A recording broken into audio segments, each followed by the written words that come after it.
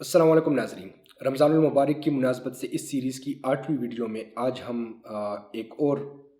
اچھی عادت جس کو ہم سب کو اپنانی چاہیے اس کا تذکرہ کریں گے، اور وہ ہے تہجد کی نماز پڑھنا۔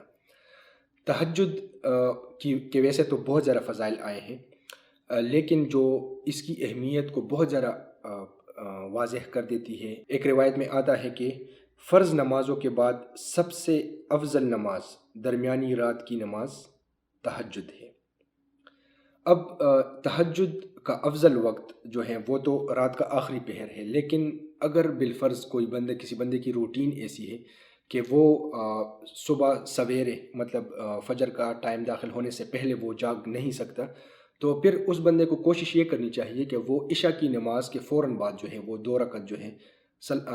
تہجد کی نیت سے وہ پڑھ لے، کیونکہ تہجد کا وقت جو ہے وہ عشاء کے فرض ادا کرنے کے بعد سے شروع ہو جاتا ہے۔ اب عشاء کے فرض آپ نے جس ٹائم بھی ادا کیے تو اس وقت سے تہجد کا ٹائم شروع ہو جاتا ہے۔ پھر باقی یہ ہے کہ جو آخری پہر میں جو تہجد پڑھی جاتی ہے تو وہ یقیناً بہت زیادہ افضل ہے اس بنسبت اس تہجد کے جو کہ عشاء کی نماز کے فوراً بعد پڑھی جائے، لیکن پھر بھی جس طرح وہ کہتے ہیں کہ کچھ نہ کرنے سے کچھ نہ کچھ کرنا بہتر ہے، پھر بھی اس بندے کو تہجد کی فضیلت کا ثواب جو ہے کم از کم حاصل ہو جائے گا، جو کہ عشاء کی نماز کے فوراً بعد بھی پڑھ لیتے ہیں۔ تو ہم کوشش کریں کہ ہم تہجد کی